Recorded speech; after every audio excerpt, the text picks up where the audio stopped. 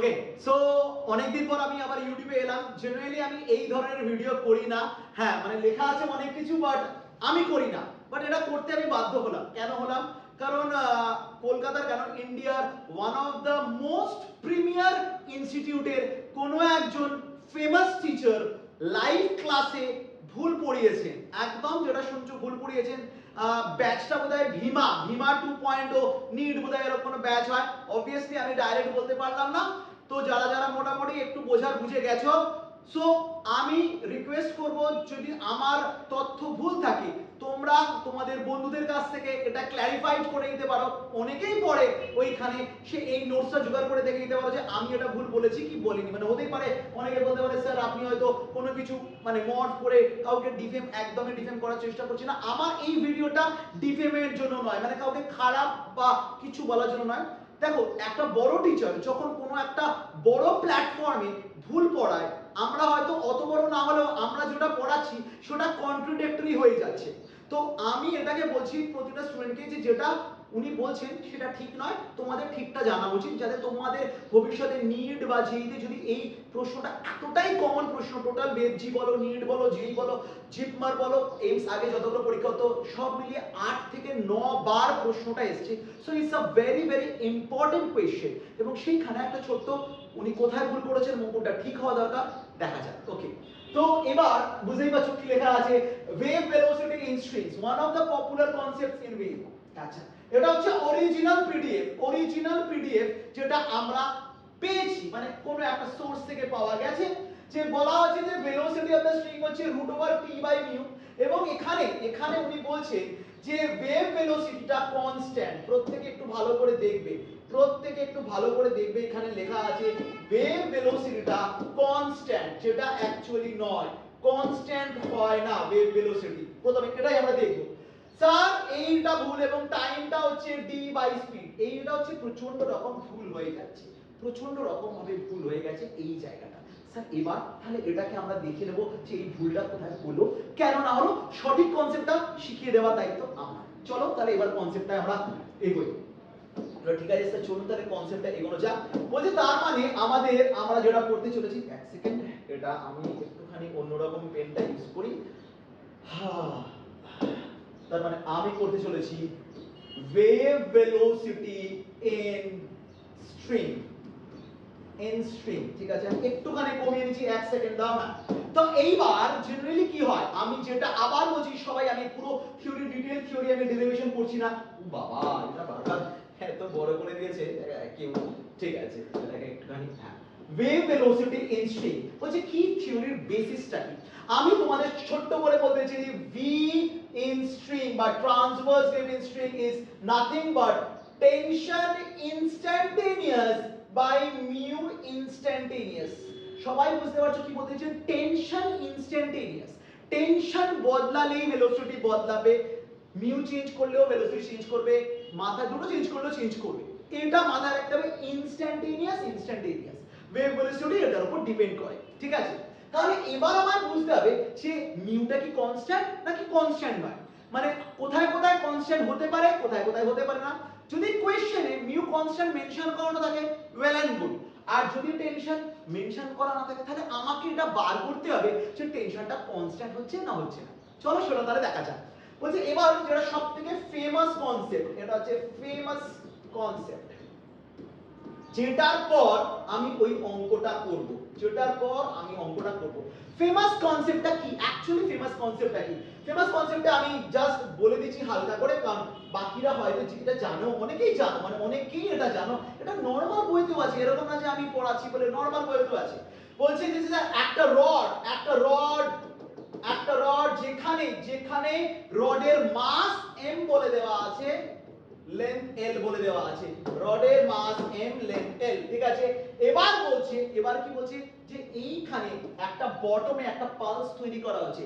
A pulse is created at the bottom. তার মানে a pulse is created at bottom. বটমে একটা pulse আমি তৈরি করেছি। এবার সেই পালসের velocity at a distance x কত, খুব জেনারেল। অ্যাক্সিলারেশনও বার করতে দেওয়া হয়, টাইম টেকেন টু রিচ সব বার করতে হয়। চলো দেখাচ্ছি। ওকে, তো জিনিসটা কি দাঁড়াচ্ছে একটু দেখা যাক। বলছে নিশ্চয়ই এখানে আমাদের দুটো অ্যাসাম্পশনস আমাদের মাথায় রাখতে হয় কি, যে স্যার এই যে m by l sir uniform density না নন ইউনিফর্ম ডেনসিটি। যদি আমার কাছে কিছু না বলে দেওয়া থাকে তাহলে আমরা অ্যাজিউম করে নেব, অ্যাজিউম করে নিতে হবে যে আমাদের মিউটা কনস্ট্যান্ট। জেনারেলি বলে দেওয়া থাকে, যদিও না বলে থাকে ধরে নেব, ঠিক আছে। তার মানে মিউ মানে আমরা কি জানি স্যার, মিউ কথাটার মানেটা হচ্ছে মাস পার ইউনিট লেন্থ, এটা সবাই আমরা জানি। মিউ কথাটার মানেটা হচ্ছে মাস পার ইউনিট লেন্থ। এইবার খেলাটা হচ্ছে মিউটা যদি কনস্ট্যান্ট থাকে, টেনশন কি কনস্ট্যান্ট থাকছে? একদম লস অফ মোশনে চলে যাও, এই কনসেপ্টটা লস অফ মোশন।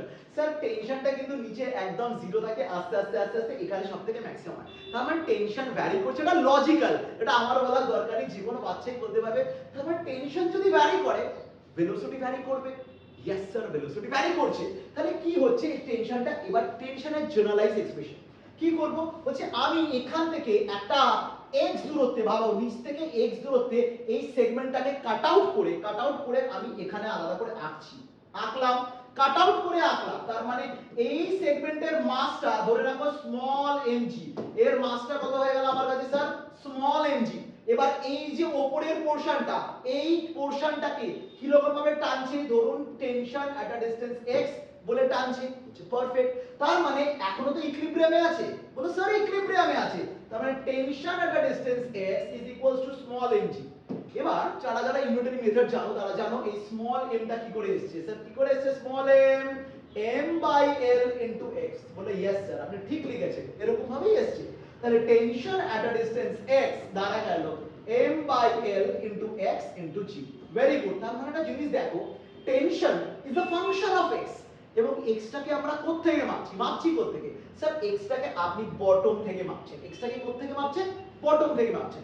কেউ যদি বলে স্যার আমি x টাকে উপর থেকে মাপতে চাই, কোনো অসুবিধা নেই, তখন এটা আমার কাছে l - x হবে, ইকুয়েশনটা জাস্ট চেঞ্জ হয়ে যাবে, আর কিছু হবে না। তাহলে এবার আমার কথা যে velocity of the wave at a distance x, রুলটা কি শিখেছিলাম?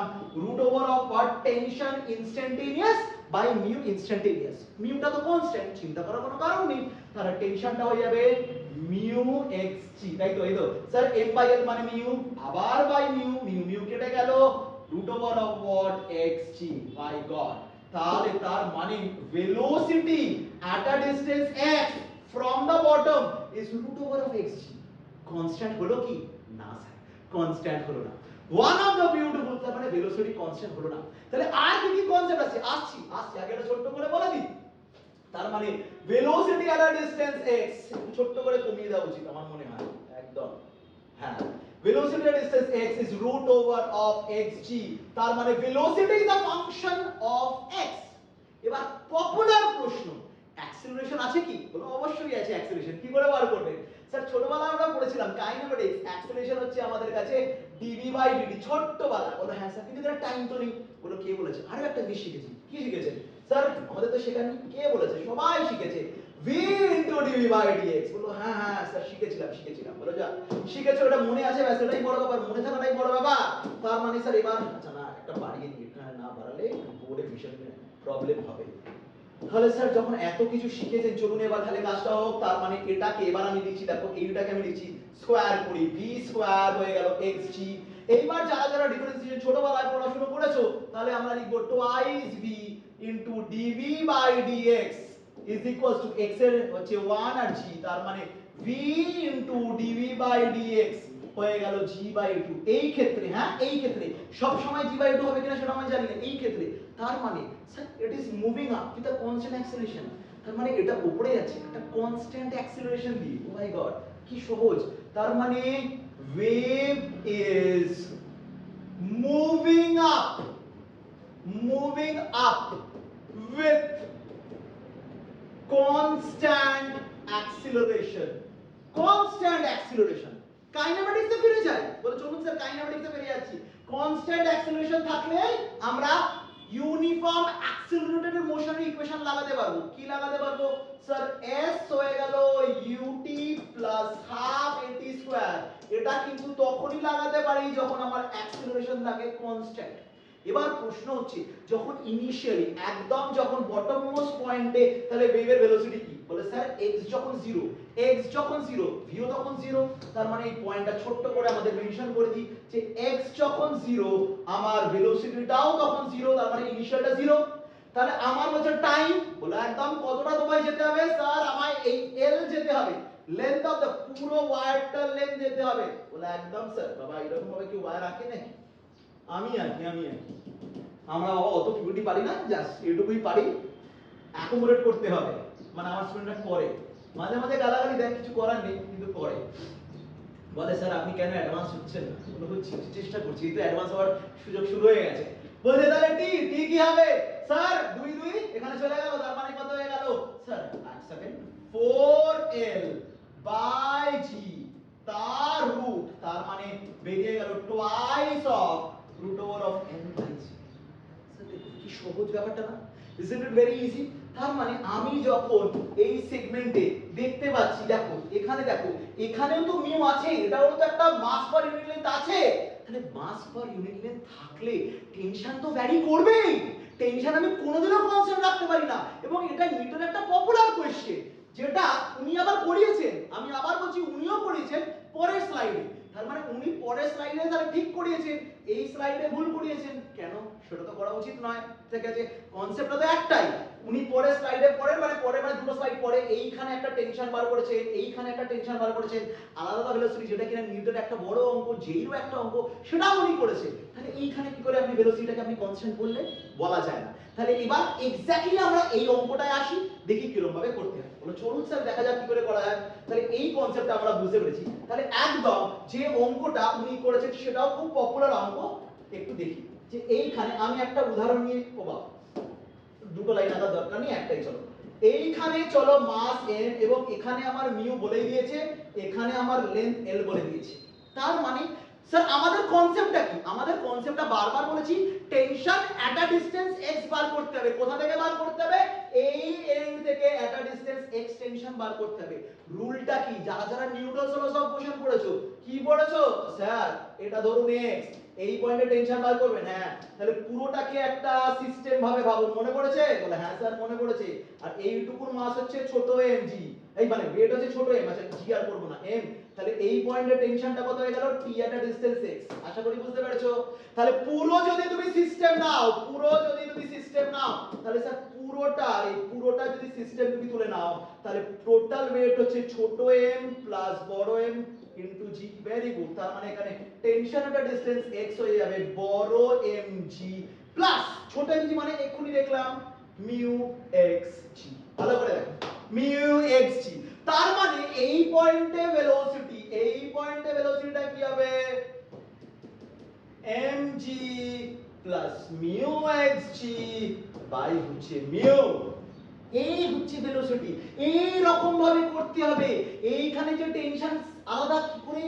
স্যার আমি জাস্ট বললাম। এবার প্রশ্নটা কি দিয়েছিল? প্রশ্নটা জেনে দেয় যে এই পয়েন্টের নাম P1, এই পয়েন্টের নাম P2, এই দুটো পয়েন্টে ভেলোসিটি রেশিও। এটা হচ্ছে পপুলার কোশ্চেন। যখন আমি এই পয়েন্টে, তার মানে ভেলোসিটি এট পয়েন্ট P1 বার করব, তখন আমি বার করব tension at point P1 by mu. আর ভেলোসিটি এট পয়েন্ট P2 বার করব, তখন আমি বার করব tension at point P2 by mu. এবার টেনশন এট পয়েন্ট P1, মানে এই পয়েন্টে টেনশনটা কি হবে স্যার? শুধু এর রেটের জন্যই হবে। আশা করি এইটুকু লস অফ মোশন সবাই জানে, পড়ে ফেলেছে। আর যখন এই পয়েন্টে টেনশন বার করছি, তাহলে টেনশনটা কি হবে? তাহলে পুরোটার মাস প্লাস এ, তার মানে একটা বড় mg হবে plus mu into l into g হবে। ব্যাস ব্যাস, এবার রেশিও। খেলাটা এখানে নয়। আর একটা মজাদার প্রশ্ন বলছে স্যার ওয়েভলেন্থ কি চেঞ্জ করছে? বলছে এটা একটা দারুণ কনসেপ্ট। চলো এটা লাস্ট কনসেপ্ট, ভিডিওটাকে বাড়াচ্ছি না, লাস্ট ইম্পর্টেন্ট কনসেপ্ট। বলছে স্যার লাস্ট কনসেপ্টটা কি স্যার? মাথায় রাখতে হবে, এটা অনেক জায়গায় দেওয়া নেই। যে স্যার ওয়েভ মুভ করছে মানে পার্টিকেল মুভ করছে বলে। স্যার পার্টিকেলের ওমেগা কনস্ট্যান্ট, মানে পার্টিকেল গুলোর যে ওমেগা সেটা কনস্ট্যান্ট। তার মানে মাথায় রাখতে হবে ওমেগাটা কিন্তু কনস্ট্যান্ট। ওমেগা যদি কনস্ট্যান্ট হয়, মাথায় রাখো একটা জিনিস, ছোটবেলায় পড়েছো যে স্যার ওমেগা মানে ওমেগা বাই কে হচ্ছে ওয়েভ ভেলোসিটি। স্যার ওমেগা হচ্ছে ওয়েভ ভেলোসিটি ইনটু কে। কে কথাটার মানে মানেটা হচ্ছে 2 পাই বাই ল্যামডা, কে কথাটার মানেটা হচ্ছে 2 pi by lambda, 2 pi constant, তার মানে v ও wave by lambda is equals to constant, মানে 2 পাইটাকে আমি বাদ দিলাম, 2 পাইটাকে বাদ দিলাম, তার মানে ভেলোসিটি বাড়লে, তার মানে এটা আমি মাথায় রাখবো, v1 by lambda 1 is equals to v2 by lambda 2। খুব পপুলার, ভেলোসিটি বাড়লে ল্যামডা বাড়বে, ভেলোসিটি কমলে ল্যামডা কমবে। তার মানে বলো এই পয়েন্টের থেকে এই পয়েন্টে টেনশন বেশি, তার মানে লজিক্যালি কিছু না বলেই বলতে পারো velocity at point p2 is greater than velocity at point p1। Similarly আমি এটা বলতে পারি কি যে lambda at point p2 is greater than lambda at point p1, মানে ওর ওয়েভলেন্থটা বেড়ে গেল, ওয়েভলেন্থটা বেড়ে গেল। সো এই ভিডিওটা কাউকে কোনো খারাপ কিছু বলার জন্য নয়, মাথায় রাখতে হবে এই ভিডিওটা জাস্ট বোঝানোর জন্য যে আমাদের সঠিক কনসেপ্ট শেখা উচিত। আরো যদি এরকম ধরনের কনসেপ্ট পুরো শিখতে চাও, পুরো 11 এর একটা ক্র্যাশ কোর্স বলবো না, টোটাল 8খানা ক্লাসের একটা মোটামুটি আমি টোটাল 14খানা টপিক এরকম তুলছি 11 এর, যার উপর আমি রিভিশনস করাবো, এবং পুরো মার্চ মাসটা ফ্রি থাকবে। ইয়েস, ফ্রি থাকবে, যে কোনো স্টুডেন্টস করতে পারো, যে কোনো স্টুডেন্টস এটাকে অ্যাটেন্ড করতে পারো ফুল মান্থ অফ মার্চটা, এবং কবে কবে ক্লাসেস হবে কি না হবে ইত্যাদি ডিটেইলস গুলো বলে দেওয়া যাবে। যদি করতে চাও তোমাদের একটা কাজ করতে হবে, আমাদের পরের স্লাইডে দিয়ে দেওয়া নাম্বারে জাস্ট তোমাদের কি করতে হবে, এনরোল করতে হবে, এই নাম্বারে এনরোল করতে হবে, নিজেদের এই নাম্বারে এনরোল করে বলতে হবে যে আমি ওয়ার্কশপটা করব। ওয়ার্কশপটা করা মানেই যে আমাদের যে ক্লাসে অ্যাডমিশন নিতে হবে সেটারও কোনো ম্যাটার করে না, সেটারও কোনো ম্যাটার করে না, তোমরা জাস্ট করে you just have the taste of physics, মানে ফিজিক্সের একটা অনুভূতি পেলে। এরকম না যে তোমাকে করা মানে স্যারের কাছে অ্যাডমিশন, মানে নো, একদমই তা নয়। ভালো কনসেপ্ট শেখো, যেখানেই পড়ো ভালো শেখো, ভালো বোঝো, ব্যাস। আমার ভিডিওটা করাটা মানে হচ্ছে যেই পড়াক না কেন কোনো টিচার খারাপ হয় না, প্রত্যেকেই ভালো, কিন্তু হ্যাঁ অবভিয়াসলি অনলাইনে যখন আমাদের পড়াচ্ছি আমাদের টিচারদের ওটা খেয়াল রাখতে হবে যেন আমরা যতটুকু পড়াচ্ছি, হ্যাঁ একটা অঙ্ক দেখো, আমিও অঙ্ক ভুল করতে পারি, নিউমেরিক্যাল এরর হতেই পারে, বা কোনো একটা কনসেপ্ট হয়তো পার্টিকুলারলি ওই টাইমে মনে রাখতে পারে, বাট এই যে কনসেপ্ট, এটা কিন্তু কোনো হাতি করে সাপ ব্যাংক কনসেপ্ট না, খুব সহজ কনসেপ্ট, এটা ঠিক করা দরকার ছিল। ওকে, সো চলো দেখা হচ্ছে আমাদের এরকম আরো একটা ভিডিও বা আরো ভালো কিছু ভিডিও নিয়ে আসছি। Stay tuned. ওকে।